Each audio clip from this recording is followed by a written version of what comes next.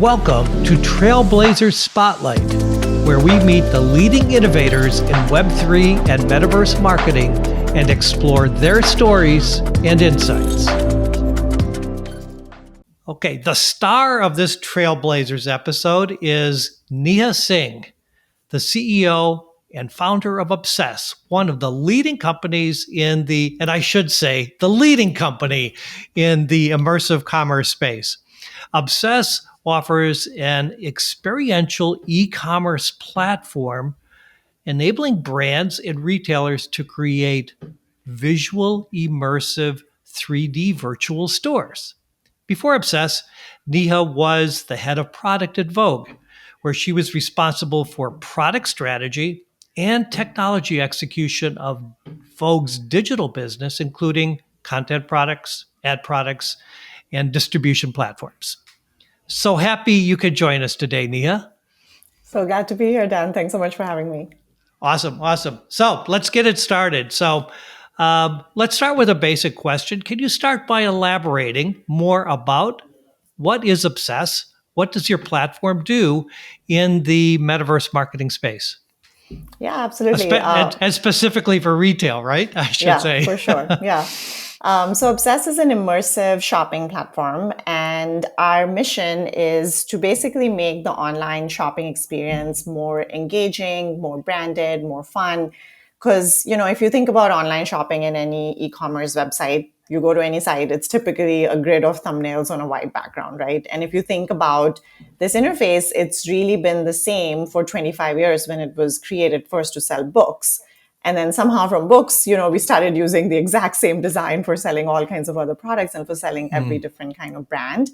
But now with the, availability of immersive technology and also being able to have it on a mobile phone, we can actually make the online shopping experience more interesting and more distinct for different brands, just like their real life experience is more distinct from each other. So ultimately, that's what Obsess provides as a platform. And we have a number of different kind of solutions in the immersive shopping space. But our biggest solution is around virtual stores, where we can create these 3D spaces for brands that they can merchandise with products in any way that they want. And that can all live as part of their e-commerce website, like integrated into their e-commerce platform, accessible to users just with a link, all mobile optimized. So you can, the brand can put a link on their Instagram and it will open right in the in-app browser in Instagram. So making, metaverse technology super accessible to consumers, also to brands. And our other solutions include branded games, because we believe that's also another different way of brands to engage consumers. That's also in the immersive space, where you're basically giving an activity to the consumer where they're learning more about the brand and about products. And at the end, they're getting a reward of some kind. And we find from our data that really increases engagement rates and add to cart rates. And then we also have virtual shopping and virtual event solutions. So social shopping solutions, like being able to shop with your friends online, which is something you do in real life, but hasn't existed, online before.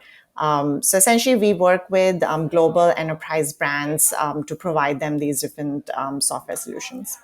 No, that's cool. I mean, that's a lot. But I've been following Obsess for quite a while, and super impressed with what you guys are doing there, and will continue to be watching for sure. But I'm curious. Thank you for following us. But I'm curious. So, how did you get interested in metaverse marketing, and what led you to actually start Obsess? Yeah, and I would say like my interest didn't quite start with the metaverse space, but it was really more about how to make online shopping better. But just a little bit of a backstory is that my background is in computer science. I was a software engineer at Google. That was my first job. And I really loved fashion, and I thought I wanted to become a fashion designer. Which is why you were at Vogue, right? Yeah. And so I started taking fashion design classes on the side while I was working at Google. But I realized after a couple of semesters that I was really bad at drawing. So then I decided to stick to the tech side of fashion. And I joined an early stage startup that was a luxury e commerce company. And I was leading engineering and product there. And my first task there was to build the e commerce website for this company. And I really wanted to create something that was different because we had these unique products from unique designers. But what I found was, all the platforms, from Shopify to Salesforce Commerce Cloud, which back then was Demandware, they essentially give you these templates, and all of it is very much like a database. And if you want to make something different, you really have to put a lot of custom engineering resources into it. So no wonder, that every brand's website looks the same. So that was really my learning from there. And after that, I joined Vogue, which was, of course, a dream job for me. And I worked with so many brands who were our advertisers in the magazine to create interactive digital, advertising experiences for them. But I constantly saw how much investment they were putting into their physical touch points with customers, like beautiful stores and fashion shows and events. But then when you went to their website, it was underwhelming and it didn't represent the same level of creativity that they were able to do in real life. So that's Yeah. how sort of I got the idea. But then I tried on my first VR headset, which was the Oculus DK2. And I was like, okay, this is going to be the solution to my problem. I love fashion, I love shopping, but I do not like online shopping and I don't have time to go to stores. Yeah. So Yeah. that's really how we got started. Our mission has always been to how do we improve the e-commerce experience, but in the initial years of the company, we were focusing more on headsets. This is kind of like the early VR hype. Yeah. And then Yeah. we moved more to mobile in the last 4 years. Yeah. Yeah.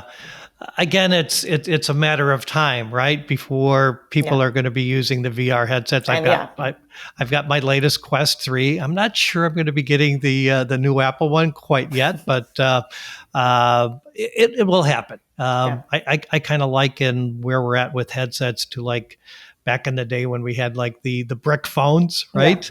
yeah, exactly. So it'll happen, but I think it's quite important that in terms of how you've structured your platforms where that you don't need a VR headset. So, and that's why I think Roblox and some of these other platforms are quite successful as well.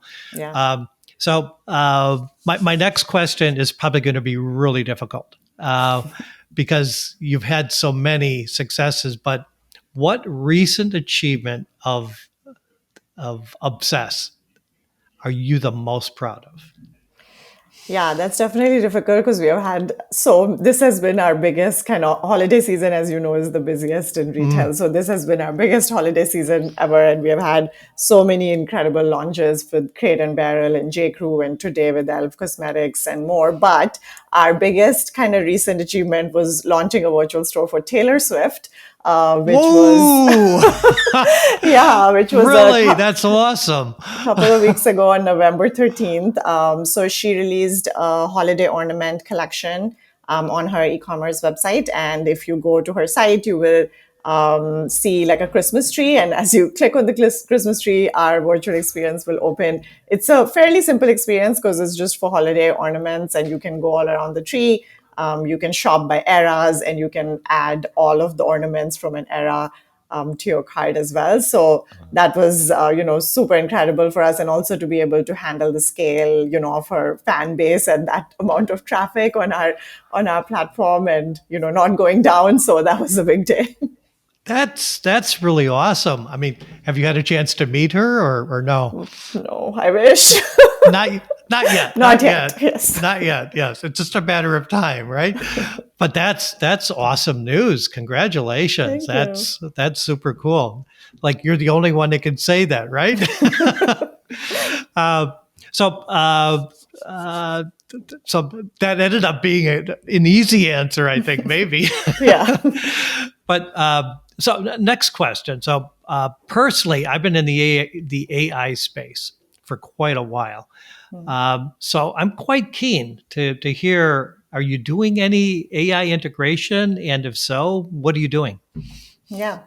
Yeah, so we have actually been using generative AI in our creative production process a lot, and it has really helped in our timelines and efficiency. So, all of our virtual experiences, they're very custom designed to each brand because our belief is that it should not be, just a cut and paste template and it looks the same. Then we are back to where, kind of e-commerce is. So, Yeah. today we often spend a lot of time in the initial parts of when we start working with the brand to figure out like what do they want their immersive experience to look like some of them might have a pretty good idea, but some might be exploring, and some might want it to look like a retail store, but some might want something completely fantastical.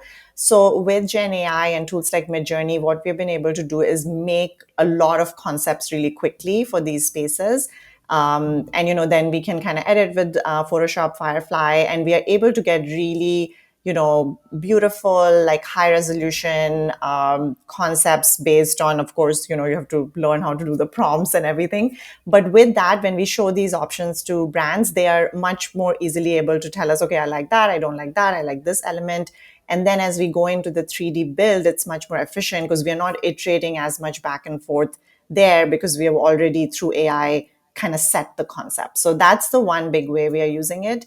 And then the other way is also to generate more content in our virtual store. So this is more kind of the user facing part. So for example, Mm. one of our stores is for Baby List, which is a baby registry company, and in their store we have this feature that's powered with AI, where you can put the due date of your upcoming baby, and then it will show you kind of most common names, for people born on that day.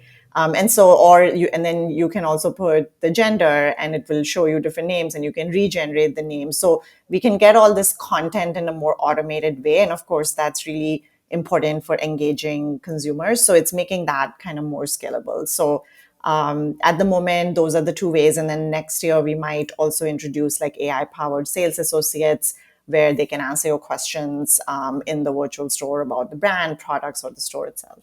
Yeah, that makes a lot of sense. So, talking about next year, so if you look at the space and I'd have to say the overall immersive commerce space has had an awesome year, and Mhm. as you were just talking about, Obsess has had a pretty spectacular 2023 as well. So, what are your plans to build on this success?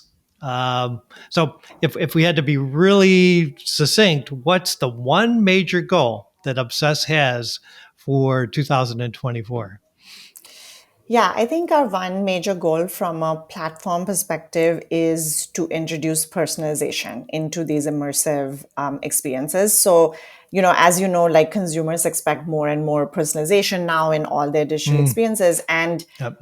in an immersive space, that's a little bit more technically challenging. It's not the challenging part is not like what products should we show you, because there's enough recommendation algorithms and all of that that we can get that data. But the challenging part is like we are rendering, a store rendering a store dynamically in 3D. So if the products that we should recommend to you are 4 jackets and 4 shoes, they need to be in a different display than if we were recommending 3 handbags and 3 skirts, right? So essentially we are building a system that can dynamically display different things based on what is the personalized set of products we should show this user. And that's very technically challenging, but ultimately that's really my vision for this space, is that if you and I go to the same virtual store, we could see totally different things. Today, that's not the case. Today, Mm, we would see the exact same thing. And not only could we see different products, but maybe like even the environment can be personalized too. Like maybe you want to shop at night and I want to shop in the day, or we ask like, do you want to shop in Paris today or Tokyo today? And like the whole environment changes. And then that's ultimately where the user is really feeling like this is, for me. And it maybe is even welcoming you with your name on the wall, like welcome Dan to your store, yeah, yeah, right? yeah, yeah, So yeah. that's our next big like technical challenge that we hope to kind of start releasing personalization features next year. No. That sounds really cool. I love the aspect of like, yeah, I feel like shopping in Paris today, Yeah. or New York or London, whatever the case might be. That's cool. I love that. I love that. So I kind of feel like we could just keep going on and on and on, but trying to keep these podcasts kind of like succinct so that Yeah. they're edible, right?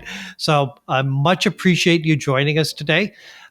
If a brand is listening and wants to contact you for possible collaboration, how can they reach you?